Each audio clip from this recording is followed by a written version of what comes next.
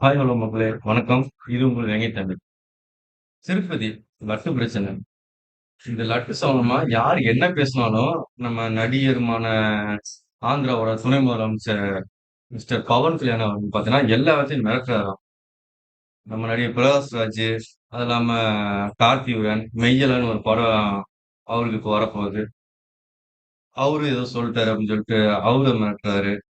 இந்த மாரி நெறைய விஷயங்கள் இந்த லட்டு சம்மந்தமா நடந்துட்டு இருக்கு. ஒரு சில பேருக்கு YouTubeல வீடியோ போட்டத நிப்பாட்ட வச்சுட்டாங்க. வெல்டும் பண்ணிட்டாங்க. இது ஏன் இவ்வளவு பெரிய பிரச்சனை நடக்குது? இது இவ்வளவு பெரிய பிரச்சனையா? இந்த லட்டுன்ற ஒரு விஷயத்துல கலப்படம் இருக்கு அப்படின்னு சொன்னது இவ்வளவு பெரிய பிரச்சனையா? அப்படின்ற பத்தி தான் இந்த வீடியோக்குள்ள முழுக்க முழுக்க பார்க்க போறோம். ஓகேங்களா? வீடியோக்குள்ள போலாங்களா?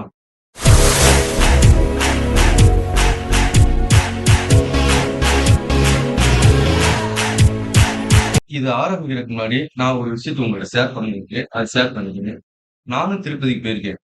சரிங்களா? ஒரு 2 வருஷத்துக்கு முன்னாடி ஃபேமிலியோட போனோம். அப்புறம் எங்க பெரியம்மா என்ன பண்ணாங்கன்னா, இங்க இருந்து வர்றப்பயே விரதம் இருந்து தான் வந்தாங்க.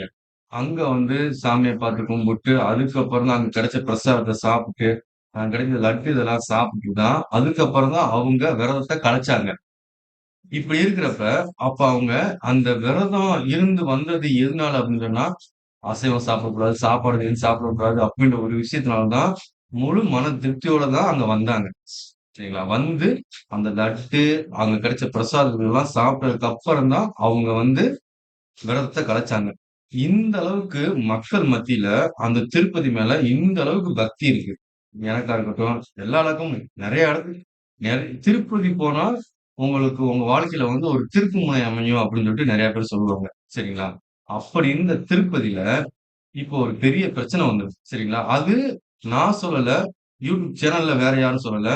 இல்ல செய்தில சொன்னாங்களா அப்படின்லாம் கிடையாது. சரிங்களா? ஆந்திராவோட இப்ப இருக்கிற முதலமைச்சர் தான் சொல்லியிருக்காரு. சரிங்களா? அது சம்பந்தமா தான் இப்ப இந்த வீடியோ கூட நம்ம பேசப் போறோம். சரிங்களா? ஒய்எஸ்ஆர் காங்கிரஸ் கட்சி, ஜெகன்மோகன் ரெட்டி அந்த கட்சி தலைவரோட ஜெகன்மோகன் ரெட்டி ஆட்சி காலத்துல நம்ம திருப்பதியில பாத்தீங்க அப்படின்னா, லட்டுல மாட்டு இறைச்சி, மீன் எண்ணெய், அதுக்கப்புறம் பன்றி கொழுப்பு இதெல்லாம் நெய்யிக்கு பதிலா அதுல கலப்படம் பண்றாங்க அப்படின்னு சொன்னாங்க. நம்ம ஒரு விஷயத்த யோசிக்கணும். திருப்பதில காசு பணம் இல்லாம இருக்கா? நெய்யி லட்டுல நெய்யி கலக்கறதுக்கு கூட காசு வாங்க முடியாத அளவுக்கு அந்த கோயில் இருக்கு. அந்த ஒரு விஷயத்த நம்ம யோசிக்க வேண்டிய விஷயமா இருக்கு. இவ்வளோ காசு பணம் அங்க இருக்கு. அப்புறம் ஏன் அவங்க நெய்யில லட்டுல நெய்யிக்கு பதிலா இந்த மாட்டு இறைச்சி, பன்னி கொழுப்பு, அதுக்கப்புறம் மீன் எண்ணெய் இதெல்லாம் ஏன் கலக்குறாங்க? டேஸ்ட்டுக்காண்டியா? நெய்ய காட்டிலுமா இதெல்லாம் டேஸ்ட் குடுத்துரும்? அப்படிலாம் இல்ல. அதையும் நம்ம யோசிக்க வேண்டிய ஒரு விஷயமா தான் இருக்கு.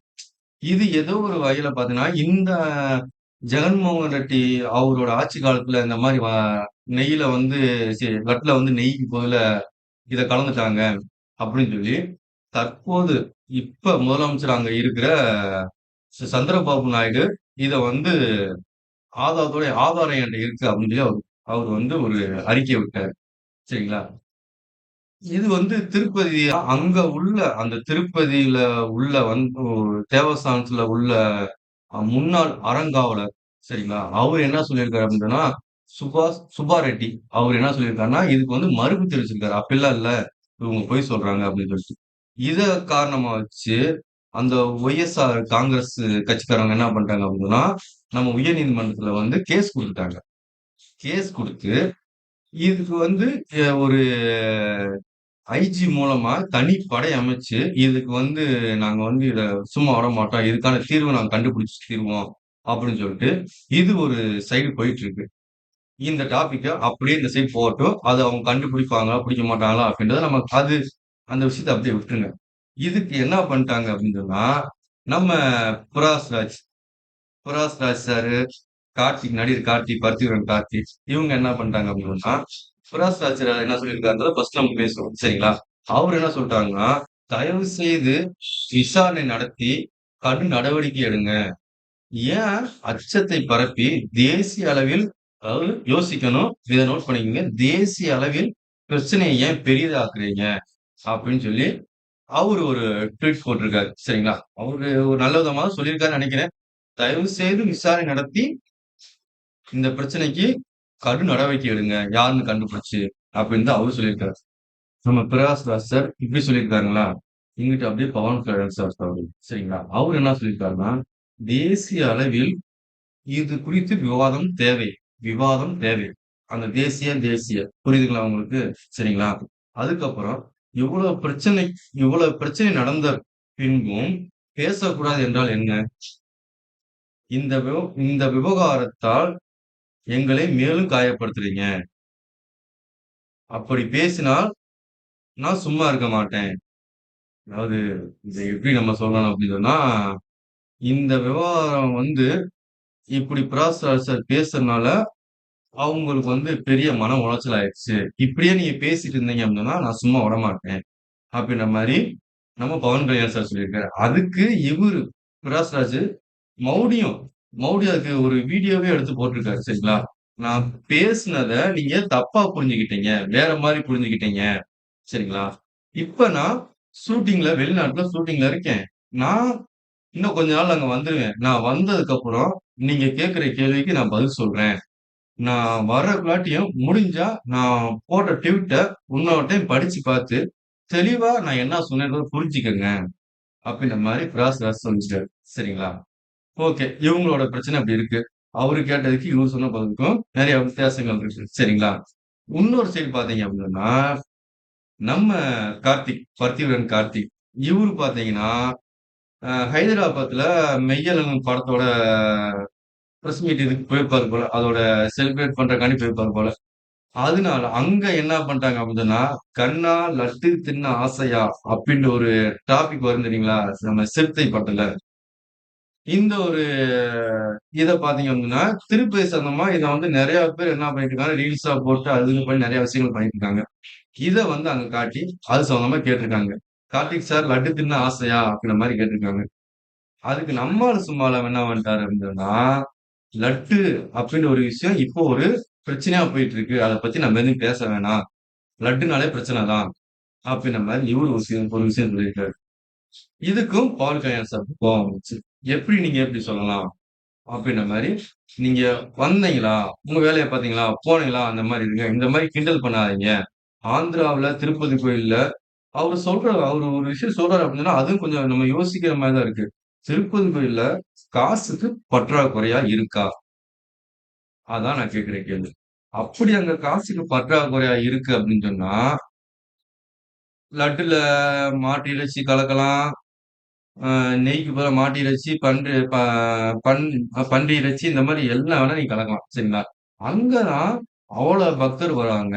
அவ்வளோ பேர் அங்க இருக்காங்க. அத்தன துறைகள் அத்தன பேர் அங்க வேலை பார்த்துட்டு இருக்காங்க. இதுல எப்படி இதெல்லாம் மீறி, அங்க எப்படி இந்த ஒரு மாட்டு இறைச்சி, பன்றி கொழுப்பு இந்த மாதிரி சாரி சாரி. அ பன்றி இறைச்சி, மாட்டு கொழுப்பு இதெல்லாம் எப்படி அங்க கொண்டு போக முடியும்? அது யோசிக்க வேண்டிய ஒரு விஷயம் தான். நார்மல் லட்ல இத்தனை பேர் மக்கள யாரும் முட்டாளாக்க மாட்டாங்க. சரிங்களா? இந்த வீடியோ பார்க்குற நீங்களே நெறைய விஷயத்த யோசிச்சு பாருங்க. எப்படி இவ்வளவு பெரிய விஷயத்த திருப்பதி எப்படி பண்ணுவாங்க? அப்படின்னு ஒரு விஷயத்த நீங்க யோசிச்சு பாருங்க. சரிங்களா? இத கிண்டல் அடிக்கணும் அப்படின்றக்காண்டி ஒரு சில பெரிய கூட்டங்களே நெறைய விஷயம் நடந்துட்டு இருக்கு. சரிங்களா? அவரு ஆதாரம் இருக்குன்னு சொல்லிட்டு நம்ம செந்தில் பாபு நாயுடு சொன்னாருன்னு சொல்றாரு. நெறைய விஷயங்கள் இருக்கு. இது இவங்களுக்குள்ள அரசியல் சம்பந்தமா ஒரு சில விஷயங்கள்லாம் நடந்துட்டு இருக்கு. இந்த அரசியல்னு ஒரு விஷயத்த கொண்டு பொதுமக்கள்ட்ட இந்த மாரி கொண்டு திணிச்சு, இதனால இவங்களுக்கு எவ்வளவு பெரிய பாதிப்பு ஆகுது. இப்ப நாளைக்கு நம்ம திருப்பதி போறோம் அப்படின்னு சொன்னா, நீங்களா இருக்கட்டும், நானா இருக்கட்டும், யார் திருப்பதி போனாலும் லட்ட வாங்கி பார்த்தா, திருப்பதி லட்டு அப்படின்னு சொல்லி நம்ம ஆசைப்படுவோமா? இதுல என்னத்த கலந்துருப்பாங்க அப்படின்னு சொல்லி நம்ம யோசிக்கணும். நல்லா யோசிச்சு பாருங்க.